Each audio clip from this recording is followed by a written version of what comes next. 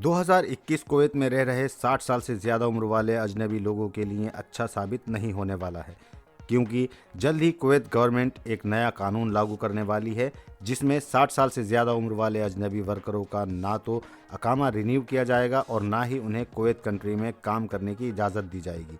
साथ ही 60 साल से ज़्यादा उम्र वाले लोग अगर किसी शॉप या किसी कुवैती के घर पर काम करते पाए जाते हैं, ऐसी सूरत में शॉपकीपर और कुवैती नागरिक पर सख्त कार्रवाई की जाएगी। खबरों की माने तो 2021 जनवरी में 70,000 से ज़्यादा अजनबी लोगों को कुवैत कंट्री से डिपोर्ट किया जाएगा, जिनमें सबसे ज़्यादा तादाद 60 साल से ज़्यादा उम्र वाले लोगों की होने वाली है। इसलिए ये कहना बिल्कुल भी गलत नहीं होगा कि 2021 नया साल कुवैत में रह रहे ज़्यादा उम्र वाले लोगों के लिए तो बिल्कुल भी अच्छा साबित नहीं होने वाला है। दिसंबर महीने के आखिर तक वैक्सीन आने की उम्मीद। वैक्सीन को बुक करने वाले देशों में सऊदी अरब 3 नंबर पर है। सऊदी अरब में अजनबी और सऊदी नागरिक को फ्री दी जाएगी कोरोना वैक्सीन। सऊदी गवर्नमेंट ने वैक्सीन बनाने वाली कंपनी के सामने रखी 3 शर्तें। शर्त नंबर 1, वैक्सीन सारी हेल्थ डिपार्टमेंट से पास होनी चाहिए। नंबर 2, वैक्सीन यूज़ करने वाले किसी भी इंसान को कोई भी तकलीफ या कोई भी साइड इफ़ेक्ट नहीं होना चाहिए। नंबर 3, वैक्सीन के अंदर कोरोना वायरस को ख़त्म करने की ताकत और कुव्वत होनी चाहिए, तभी कोरोना वैक्सीन सऊदी अरब में लोगों को दी जाएगी। खबरों की माने तो दिसंबर के आखिर तक लोगों को वैक्सीन पहुंचने की उम्मीद देखी जा रही है। एक बुरी खबर आ रही है कुवैत कंट्री से, जहां पर एक भारतीय नागरिक ने एक कुवैती नागरिक के घर में फांसी लगाकर खुदकुशी कर ली। खुदकुशी करने वाले भारतीय नागरिक की उम्र 24 साल बताई जा रही है। मौके पर पहुंची पुलिस ने शव को कब्जे में लेकर पोस्टमार्टम के लिए अस्पताल भेज दिया है, जबकि भारतीय नागरिक की खुदकुशी की वजह अभी साफ नहीं हो पाई है, जिसकी तफ्तीश कुवैत पुलिस कर रही है। 420 करने वाला कई एशियाई ग्रुप्स व्हाट्सएप फेसबुक पर एक्टिव ज़्यादा पैसे का लालच देकर घरों में काम करने वाले लोगों को बरगलाकर घर से भाग जाने की सलाह दे रहे हैं। ये लोगों को बाहर ज़्यादा पैसे वाला काम दिलाने का लालच देकर घर में काम करने वाले कई लोगों को अपना शिकार बना चुके हैं। इनकी साजिश का शिकार ज़्यादातर घर से भागे हुए लोग बन रहे हैं। अब तक ये ग्रुप सैकड़ों लोगों को फांस चुका है। ये ग्रुप भागे हुए लोगों से मनमर्जी का काम करा रहा है, जहां लोगों को काम न करने पर पुलिस की धमकी देकर ब्लैकमेल किया जा रहा है। हैरानी की बात यह है, इस ग्रुप को चलाने वाले लोग इंडिया, बांग्लादेश जैसे एशियाई कंट्री के लोग हैं, जो व्हाट्सएप, फेसबुक ग्रुप जैसी सोशल वेबसाइटों के जरिए एक्टिव हैं, जो अपने ही देश के नागरिकों के साथ 420 कर उनका फ़ायदा उठा रहा है। इस ग्रुप के लोग भागे हुए लोगों को ठेकेदारों के अंडर में देकर अच्छी खासी रकम वसूल रहे हैं।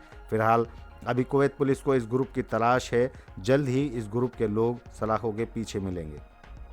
10 दिसंबर से होगी कुवैत वापसी। जी हां, खबरों की माने तो कुवैत सरकार ने वर्करों को वापस लाने का खाका तैयार कर लिया है, जिस पर अमल 5 दिसंबर से देखने को मिलेगा। जितने भी डोमेस्टिक वर्कर छुट्टी पर अपने अपने देश गए हुए हैं या किसी कारणों से अपने देश में फंसे हुए हैं, उन सब को वापस लाने का इंतज़ाम कुवैत सरकार ने कर लिया है, जिस पर कुवैत सरकार 5 दिसंबर से काम शुरू कर देगी। डोमेस्टिक वर्करों के लिए ख़ास तौर पर फ़्लाइटें चलाई जाएंगी। साथ ही इसमें अच्छी खबर यह है कि कुवैत वापस आने वाले सारे वर्करों का खर्च उनकी कंपनी या उनके कफील को करना होगा। जी हाँ, आपने ठीक सुना, डोमेस्टिक वर्करों को जितना भी कुवैत आने का खर्च होगा, टिकट से लेकर मेडिकल ट्रीटमेंट तक, वो सारा खर्च वर्कर की कंपनी और वर्करों के मालिक को करना होगा। इस खबर की आखिर में इंडिया के लोगों के लिए एक बोनस टिप्स है। हो सकता है इंडियन सरकार फ़्लाइट ओपन ना करे, तो ऐसी सूरत में आप लोग इंडिया से दुबई और दुबई से कुवैत कंट्री जा सकते हैं।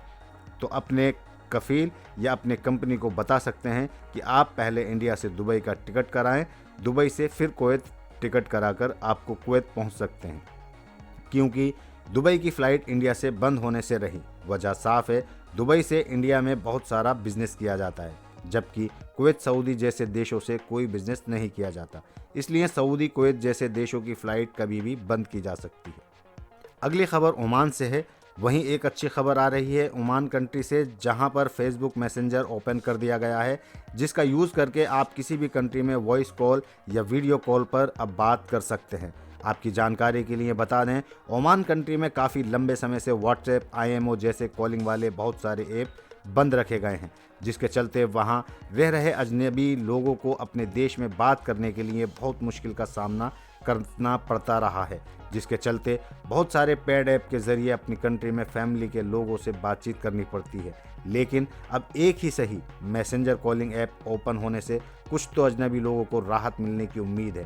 तो आप भी फेसबुक मैसेंजर एप्लीकेशन का यूज़ करके एशिया कंट्री या किसी भी देश में अपने प्यारों से फ्री कॉलिंग बात कर सकते हैं। कतर से काले कानून की समाप्ति। अब अजनबी वर्कर कतर में भी 1 साल से पहले किसी भी कंपनी को छोड़कर नई कंपनी ज्वाइन कर सकते हैं। दरअसल कतर जाने वाले सारे अजनबी लोगों से एक एग्रीमेंट पर साइन कराया जाता था। एग्रीमेंट पर कुछ शर्तें लिखी होती थीं, उनमें से कुछ इस तरीके की थी। नंबर 1, 1 साल से पहले आप जिस कंपनी के पास आए उसे आप छोड़ नहीं सकते। नंबर 2, अगर आप 1 साल से पहले अपनी कंपनी छोड़ते हैं तो उस सूरत में आप किसी भी कंपनी में काम नहीं कर सकते। नंबर 3, 1 साल से पहले अपनी कंपनी छोड़ने पर आपको भारी जुर्माना भी भरना पड़ता था। इस तरीके के बहुत सारे नियम और शर्तें उस एग्रीमेंट में लिखी होती थीं, जिस पर कतर में एंट्री करने से पहले साइन कराए जाते थे, जिसका फ़ायदा उठाकर कंपनी और वर्कर का मालिक अपने वर्कर का बहुत ज़्यादा उत्पीड़न करते थे। इसकी शिकायत कई बार कतर गवर्नमेंट से की गई, जिसके चलते आखिरकार कतर सरकार ने ये फैसला लिया है कि अब कोई भी वर्कर अगर अपनी कंपनी या अपने मालिक से खुश नहीं है तो वो अपनी कंपनी कभी भी बदल सकता है, जिसके लिए उसको एक नोटिस अपनी कंपनी को देना होगा। नोटिस देने के बाद वो कहीं भी अपनी मर्जी से कंपनी चुनने का हक हासिल कर सकता है। कुवैत गवर्नमेंट ने भी सऊदी सरकार के नक्शे कदम पर 128 विदेशी नागरिकों को नौकरी से दिखाया बाहर का रास्ता। नौकरी से निकाले गए 128 कर्मचारी बिजली और पानी विभाग के बड़े पदों पर काम करने वाले विदेशी नागरिक हैं, जिनमें इंडिया और पाकिस्तान समेत कई एशियाई कंट्री के नागरिक शामिल हैं। अब इन खाली 128 पदों पर कुवैती नागरिकों को रखा जाएगा। आपकी जानकारी के लिए बता दें, कुछ महीने पहले सऊदी अरब ने भी विदेशी भगाओ अभियान चलाया था, जिसके चलते सैकड़ों विदेशी वर्करों को अपनी नौकरी से हाथ धोना पड़ा था, जहां बाद में सऊदी गवर्नमेंट ने अपने नागरिकों को उन सैकड़ों खाली पदों पर नौकरी देने के आदेश जारी कर दिए थे। जबकि ये अभियान अभी भी सऊदी अरब में ज़मीन पर अमल में चल रहा है। वहीं अब कुवैत गवर्नमेंट ने भी विदेशी नागरिकों को ऊंचे पदों पर नहीं देखना चाहती, इसलिए अपनी कंट्री में ऊंचे पद वाले अजनबी लोगों को उनकी नौकरी से हटाया जा रहा है। इसकी वजह कुवैती नागरिकों को नौकरी दी जा रही है, जिसका सिलसिला शुरू हो गया है। जिसका ताज़ा मामला 128 पदों से हटाए गए बिजली और पानी विभाग के विदेशी नागरिक कर्मचारी हैं। तो ऐसे हालातों में ये कहना बिल्कुल भी गलत नहीं होगा, कुवैत गवर्नमेंट भी सऊदी गवर्नमेंट के नक्शे कदम पर चल पड़ी है, जिसने अपनी कंट्री से ऊंचे पदों से विदेशी नागरिकों का सफाया करने का सिलसिला शुरू भी कर दिया है। कतर कंट्री में काला कानून रहेगा बरकरार, नहीं दी जाएगी विदेशी कामगारों को कोई राहत। अगर कोई भी कामगार कंपनी से किया हुआ एग्रीमेंट बीच में ही तोड़ता है तो उसका जुर्माना उसे कतर में सालों तक खुद को ब्लैकलिस्ट करके चुकाना पड़ेगा। दरअसल पूरा मामला कुछ इस तरीके से है। कतर आने वाले हर एक वर्कर से एक एग्रीमेंट साइन कराया जाता है, जिसमें कुछ शर्तें और नियम लिखे होते हैं। अगर कोई भी कामगार कतर में आकर उन शर्तों को तोड़ता है या अगर किसी भी कामगार को कंपनी में किसी भी तरह की कोई परेशानी का सामना करना पड़ता है और इन हालातों में अगर कोई भी वर्कर अपनी कंपनी से किया हुआ समझौता बीच में छोड़कर अपनी कंट्री वापस चला जाता है, तो ऐसे हालात में वो व्यक्ति 1 साल या उससे भी ज़्यादा दिनों के लिए कतर कंट्री में दोबारा वापसी नहीं कर पाएगा। आपकी जानकारी के लिए बता दें कि कुछ दिन पहले कतर गवर्नमेंट ने इस कानून को ख़त्म कर दिया था और वर्कर को इजाज़त दे दी गई थी कि वो किसी भी वक्त अपनी कंपनी का समझौता तोड़कर अपने लिए नई कंपनी चुन सकते हैं। लेकिन कंपनी मालिकों के दबाव के चलते कतर गवर्नमेंट ने अपना फैसला वापस लेते हुए एक बार फिर कंपनी मालिकों के हाथ में वर्करों के सारे हुकूक और अधिकार दे दिए हैं। एक बार फिर कंपनी मालिक वर्करों का उत्पीड़न करने का हक हासिल करने में कामयाब रहे। अब वो जितना चाहें उतना अपनी कंपनी में काम करने वाले वर्करों का उत्पीड़न कर सकती हैं।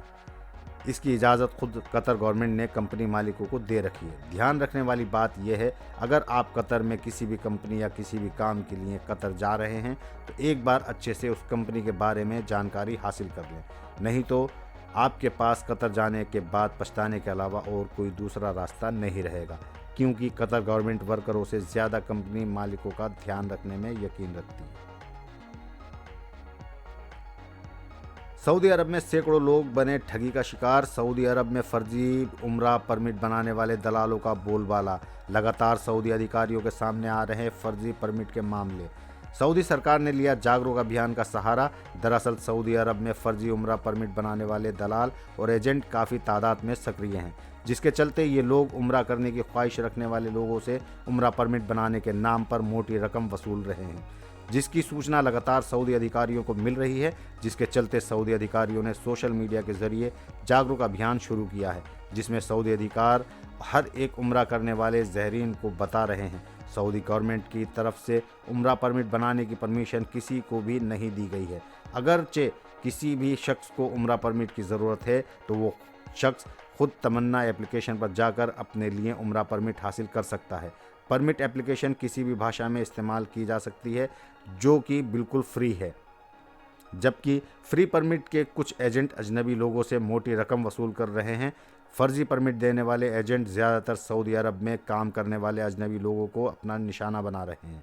जो लोग सऊदी अरब में रहते हुए उम्रे की ज़ियारत करने की तमन्ना रखते हैं, अगर आप भी किसी ऐसे शख्स को जानते हैं जो उम्रा करने की ख्वाहिश रखता है तो उसके साथ ये वीडियो ज़रूर शेयर करें, क्योंकि इस वीडियो के डिस्क्रिप्शन में उस एप्लीकेशन का लिंक दिया हुआ है।